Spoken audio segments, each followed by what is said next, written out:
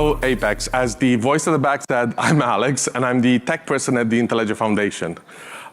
It's great to finally be here in person this year. If you've been here last year, you might remember me as a talking head on one of those screens, and that's because the US government insisted on me delivering my talk remotely last year. I'm super excited to be here in person, and I'd like to give everybody an update on what we've all been up to at the IntelLedger Foundation and the ecosystem in the past year. If you kind of don't remember what happened last year, or if you need a refresher for IntelLedger, we've worked up a little video for you. And it's 1 minute and 22 seconds, I think. And here's a quick little refresher for what IntelLedger is and what IntelLedger does. In our modern world, technology moves at light speed. But why has our financial infrastructure failed to keep up with the pace of change? The IntelLedger protocol was created to make sending money across the internet easy. We envisioned a payments network that acts as a bridge between anyone in the entire world. Today, when we send an email, we take it for granted that once we hit send, the email will appear in the recipient's inbox almost instantly. It doesn't matter if you're sending from one email provider to another. It works seamlessly in a matter of seconds, not days. The IntelLedger protocol is designed so you can send money as easily as you can send an email. It's a network that reflects our interconnected world, accessible to all, regardless of identity, geography, or income. One that's more inclusive, without minimum transaction amounts or costly transfer fees. The closed networks of the past keep people disconnected. Our mission is to bring our financial infrastructure into the 21st century and give everyone equal access to a global financial network. Email your digital bank or digital wallet provider and ask them to consider joining us to help make the world a more interconnected place. Visit interledger.org/today to learn more. IntelLedger is a protocol that is loosely based on the TCP/IP protocol.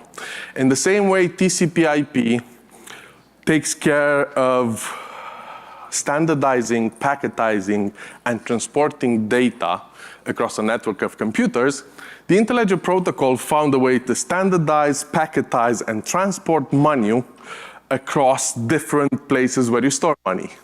We call these ledgers, but if you think about ledgers, they used to be literally a book of accounts that stored value and recorded your transactions. Your bank had the ledger, your shopkeeper had the ledger. Everywhere where you had credit, we stored money, there was a ledger associated with it.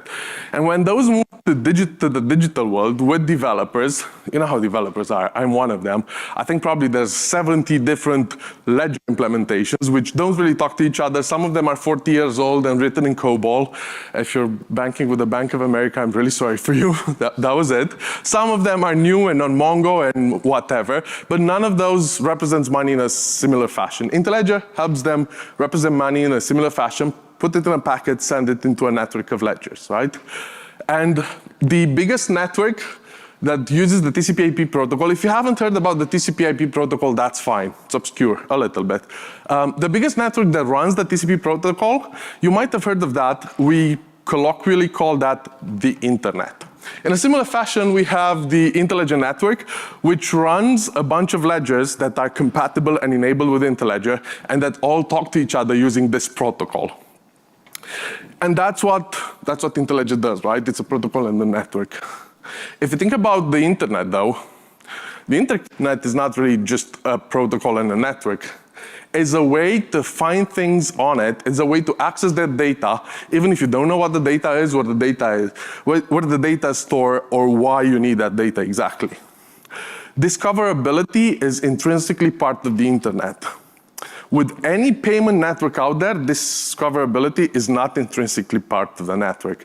And the reason for that is it's actually very hard to do on one end, and on the second one, it pays to not be discoverable. If you have this walled garden, it pays to keep people in your walled garden and not connect them with each other. We didn't want to create yet another yet another walled garden. The protocol, the idea behind the protocol was to make the money move like the internet.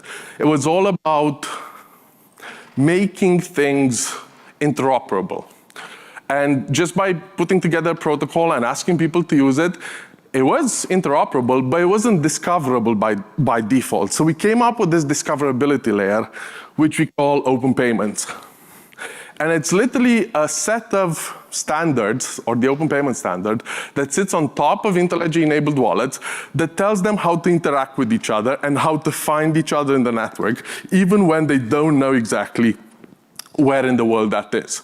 So when we came up with the standard and we thought about discoverability, we thought of a few very specific use cases. If you want to pay somebody today, getting details about how to pay them is a hassle to begin with. I have to figure out where do you bank, how do you bank with, what's your bank account, what if you don't bank, what if you have a digital wallet, what if I have to Cash App you, I have Cash App. Right? So getting to figure out that as a human is hard. For my institution to figure out details about your institution is almost impossible. And that's because it doesn't pay to do that. With open payments, we wanted to facilitate the discovery, setup, and authorization of payments between me and you, between my wallet and your wallet, so you don't have to do all of that. Instead of me asking you for a bunch of details that my bank asks me for, I'll just point them to your payment pointer, and that's it. They can figure out anything they need to in order to pay you out of my account from the payment pointer. And we did that for wallets to give this access to the apps. But if you think about the wallets, we thought about the wallets as well. As a wallet, it was kind of hard to figure out who your partners were, who you could actually do this with. So we found a way to enable these facilities, the discovery, setup, and authorization of payments between wallet providers. Humans and individuals aren't the only people transacting on the network. Businesses and institutions do that as well. They should have access to the same level of user experience. And if you think about the user experience we enabled for people transacting on the Interledger, not all payment networks are bad payment networks. Not all institutions are bad institutions. It's just super, super expensive or super hard to enable this level of user experience amongst themselves. When you have 1 million customers, you want to make it good for your 1 million customers. But probably out of your 1 million customers, there's 2 who will account for most of your transactions. It's very hard to justify making the same experience for those 2 institutions. We're trying to do that with open payments. But as the name suggests, open payment standard, it's just a bunch of words on a piece of paper.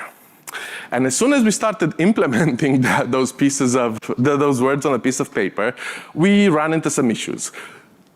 We used to want to do simple things like pay people, request money from people, pay an invoice, pay for things recurrently like subscriptions, or give people access to your account to be part of the protocol. And for that, we use this novel concept called mandates, which allowed you to give access to your account to other people. For example, Apple Pay. You have a mandate to Apple Pay. You give Apple Pay access to your bank account, right? Or to your credit card. We wanted this to be not only for the Apple Pays of the world, but for the small companies who could innovate in this space instead of being one walled garden. This being words on a piece of paper, we tried implementing this with OAuth. We figured out OAuth would be a good way to let people access things on your account. We were very, very wrong because OAuth was designed to let you log into things, not give people access to things. So I had to kind of shift gears. Turns out this problem is not a new problem to have. A lot of other people have had this problem with OAuth. So the IETF came up with a new thing called GNAP.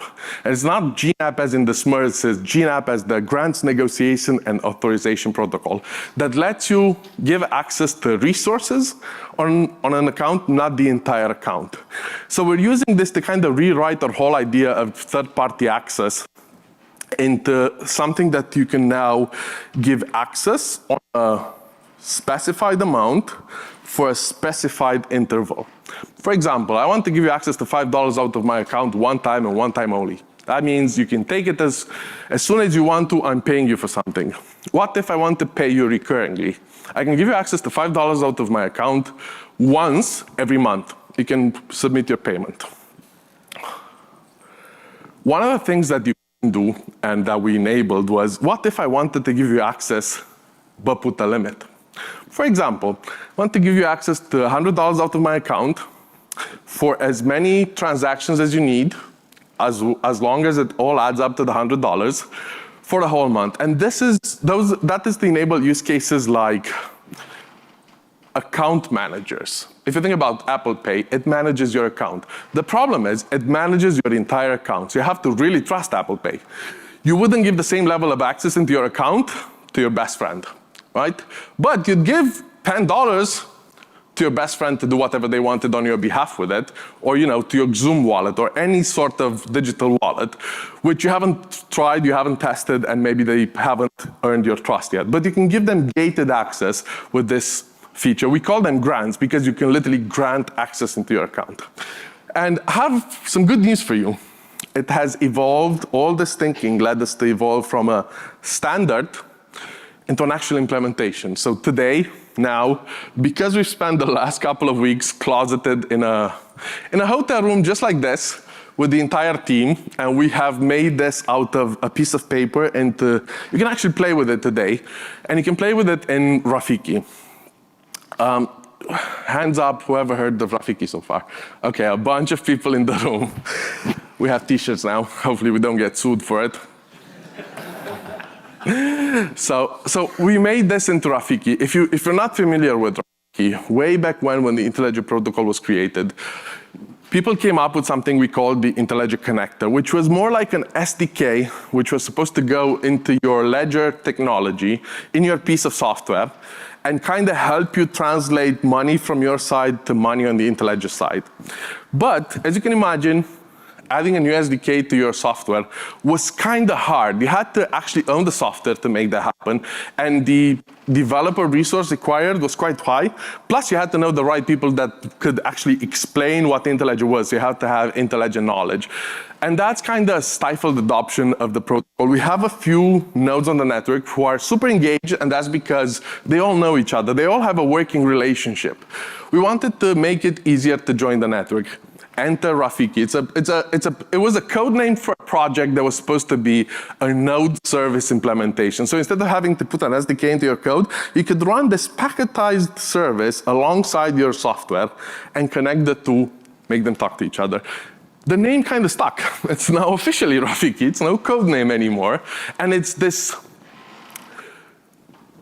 software designed, or this service, it's not actually a software, it's a service. It's designed for account providers.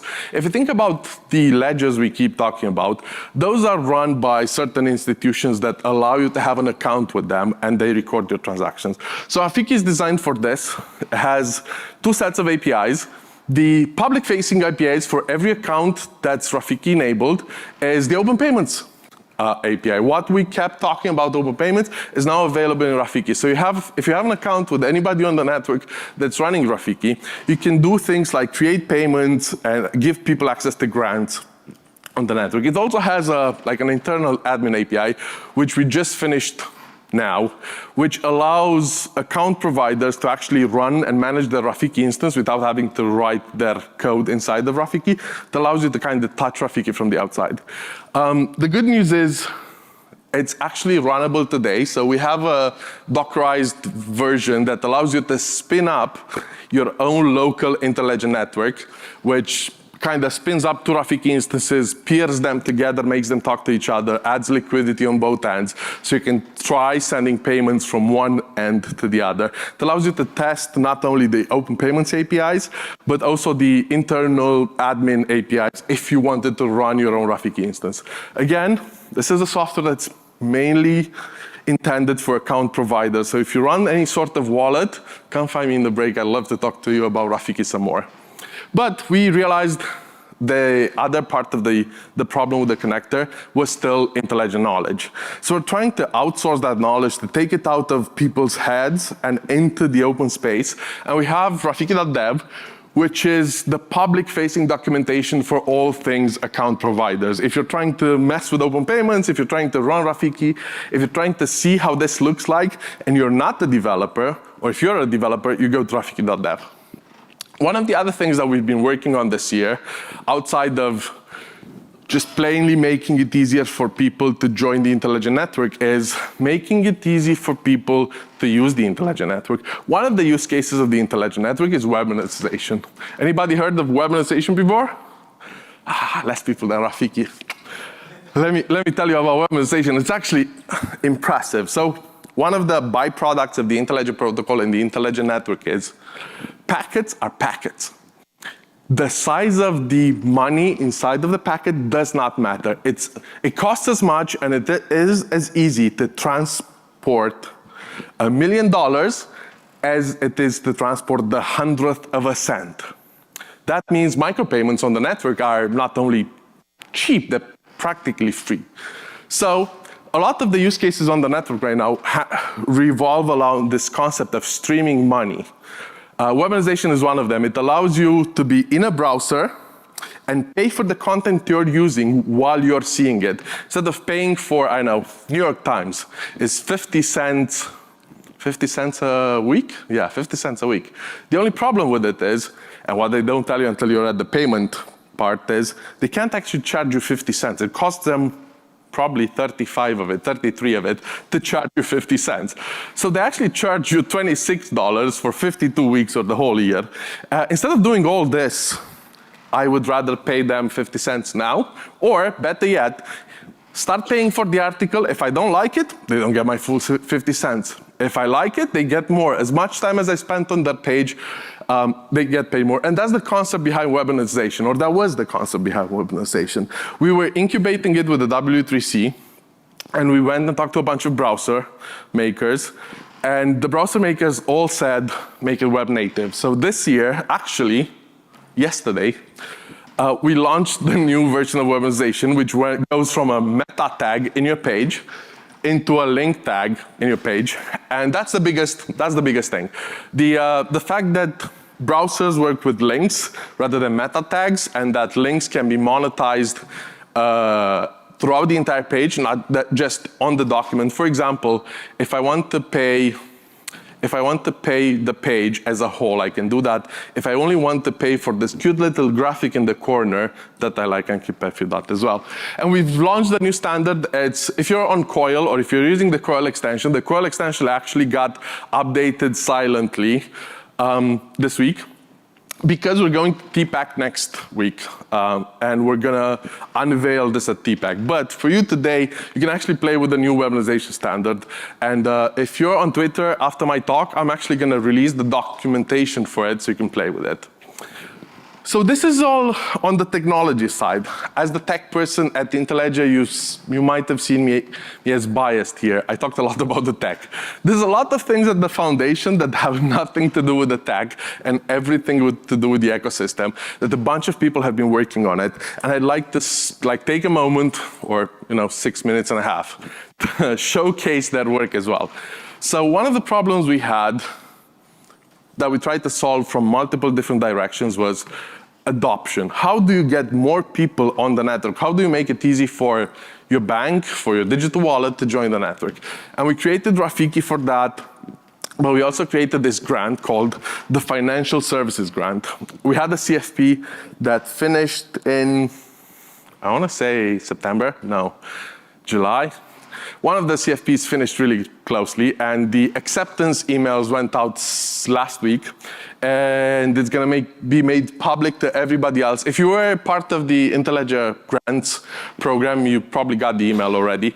For everybody else, it's going to make news next week. But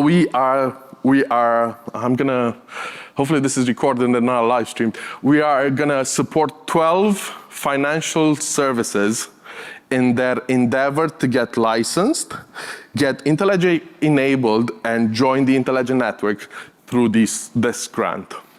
One of the other things we wanted to do was we wanted to help people think about financial inclusion at a global scale. If you think about the Intellegia Foundation, our mission is financial inclusion. The only reason we're doing Intellegia and the Intellegia protocol is because we truly believe this would enable people to get access to a financial system. So we're working with one of the HBCUs. We're doing a pilot program with Bowie State University, where actually yesterday, our executive director kicked off the first class. We've got 17 students in the class who are all trying to do their capstone using intelligent technologies to solve for financial inclusion. Really excited to see what happens. You should definitely keep an eye on that. One of the other things that the foundation is trying to do is public advocacy.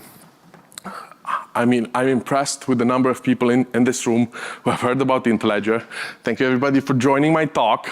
But we'd like the world to know about the Interledger, so we have we've done a lot of advocacy for the technology and for the problems in the space and for what problems we solve. One of the advocacy efforts is developer conferences like this one. Thank you, Apex, for having me on stage. And we've been doing a lot of these over the past year, mostly around webinization and how the Interledger protocol works. We've also tried to engage with some of our partners. Anyone here who's heard about Moduloop before?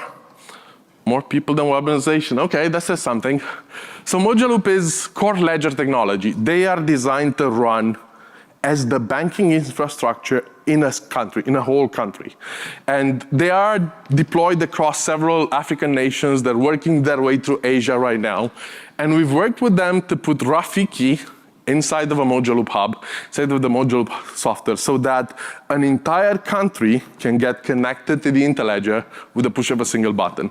We actually kickstarted the work maybe 4 weeks ago, so it's still under development. We're part of what they call PI19. We have 6 months to work together to integrate Rafiki into a Moduloop hub so that all the new Moduloop deployments could join the Interledger network.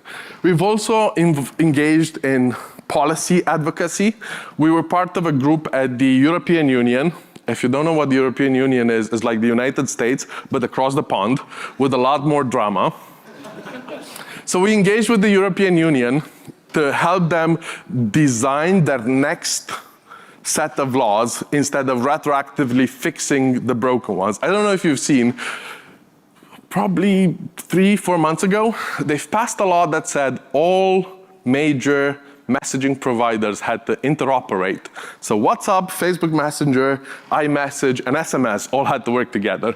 And they managed to break end-to-end encryption in the process. And that's because part of the law, it was, we're going to pass this law, and then after it's passed, we're going to hire 80 tech people to figure out how to do it for us.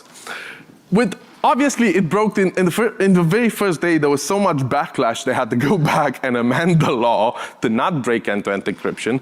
But they're working on the next iteration of this, and that has to do with interoperability, data structures, and how things work. So we've worked with them to help them design the next set of laws so they don't run into the same issues. Everybody talked, every keynote I've seen in here talked about the future, and I felt bad to come all the way to Vegas without talking about the future. So part of the things that haven't come out yet, or that are in the works, is we're working with DFS Labs on a massive research project on the ground across Africa to kind of figure out how this would work in the hands of people. We keep talking about ledgers, and I keep giving you examples about banks. Africa doesn't work on banks. Africa works on your phone. There's this concept called mobile money, where your phone number is your account, and it's all done through that. So we're trying to work with them to see how that would look like. We're also trying to provide a publicly accessible Interledger network. Right now, if you want to play with Interledger, you have to get an account with somebody on the Interledger. That shouldn't be the case, especially since the people on the Interledger do not cover the globe.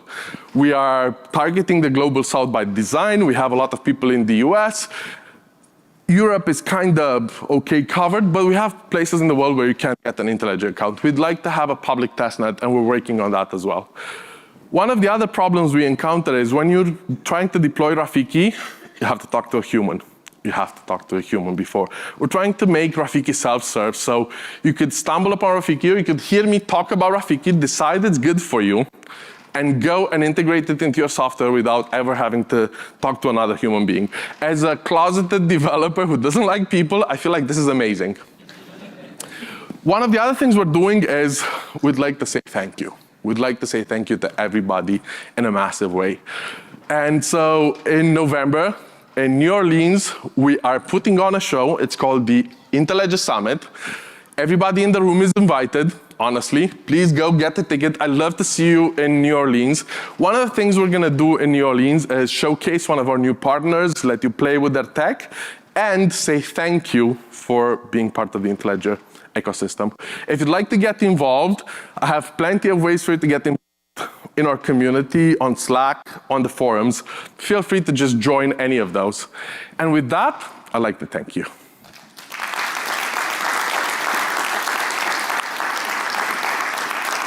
Now, before we get to the Q&A part, I'll give you some time to think up of a question. I know I'm the only thing that's staying between you and lunch, but I need to take a selfie on stage to kind of show my boss that I came to Vegas not to gamble and party and have fun, that actually works. So I need you to imagine I made you laugh and you had a really good time, and prepare for my selfie so that it shows that I've actually worked in Vegas while you think up of your question.